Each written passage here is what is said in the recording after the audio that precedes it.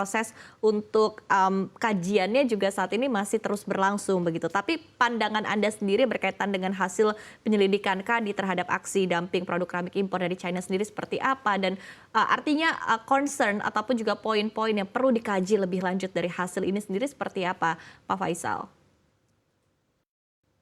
Pertama barangkali, yang paling penting adalah periodenya yang dijadikan acuan oleh KADI.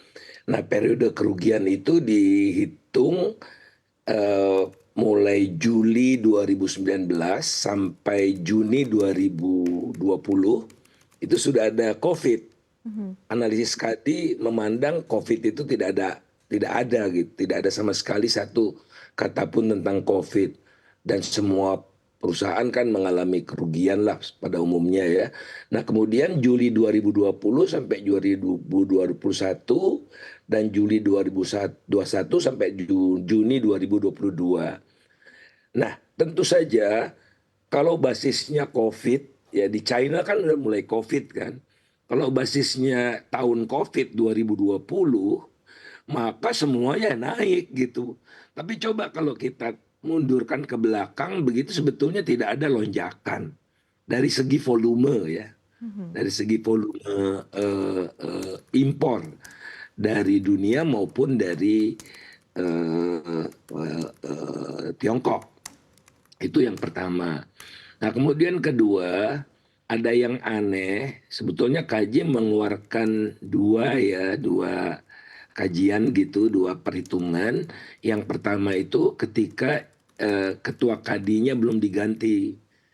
Jadi tidak sebesar ini sebetulnya yang kajian pertama, tapi tiba-tiba ketua KADI-nya diganti. Mhm. Nah, yang sekarang bikin kajian baru gitu, dicocok-cocokkan dengan 100 sampai 200% itu keluarlah yang aneh-aneh ini.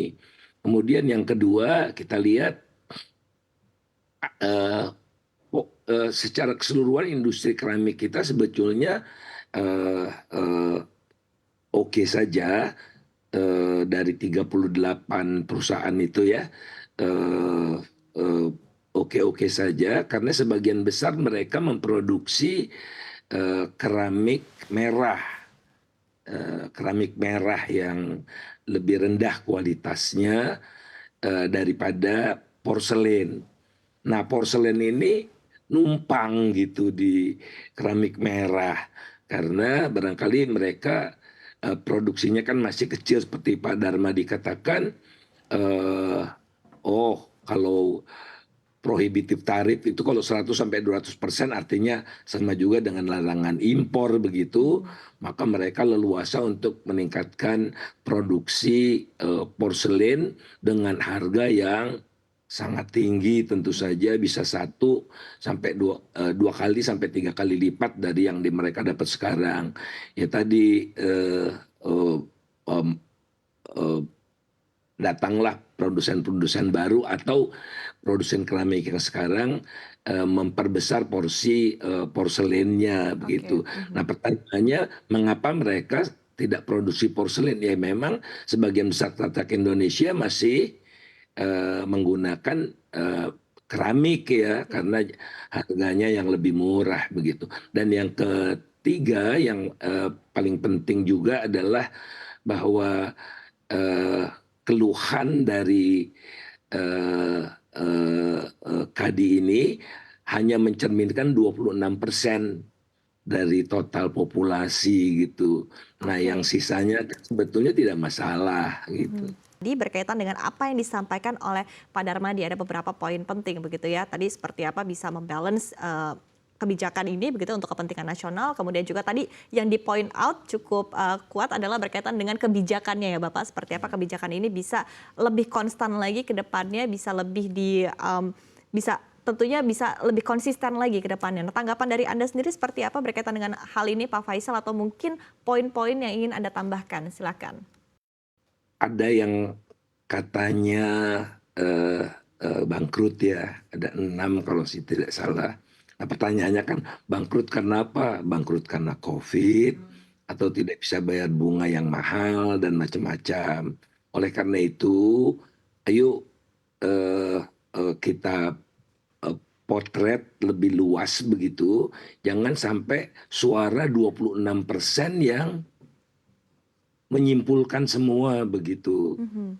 Banyak sekali masalah COVID ini belum selesai sekarang, sampai sekarang kan masih perpanjangan restrukturisasi macam-macam itu.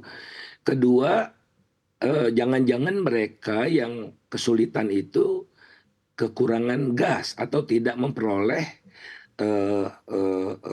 pasokan gas, Mhm. karena pasokan gas sangat terbatas. Tidak semua atau cukup banyak keramik ini yang tidak memperoleh gas, Oke. gitu. Mhm. Gasnya itu harganya udah diturunkan dari 13 menjadi 6. Itu kan luar biasa itu ya, karena keramik kan pembakaran. Kemudian juga mereka masih dapat safeguard ya, dari 23 sekarang kalau saya tidak salah 13%. Jadi Mhm perlindungan mhm. itu sudah ada. Oke, kalau tidak cukup, tidak apa-apa.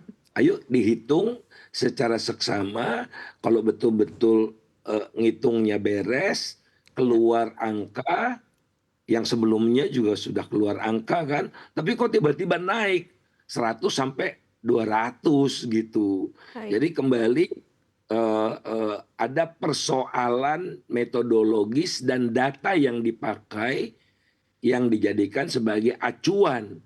Kemudian ada juga inkonsistensi dalam menentukan besarnya persentase BMAD dengan spesifik. Jadi kalau pakai persentase kan, Mhm. persentase 100 sampai 200, ada juga yang spesifik atau bisa pakai misalnya berapa dolar begitu. Itu Ya. sangat tidak konsisten, bisa dikatakan ngawur begitu.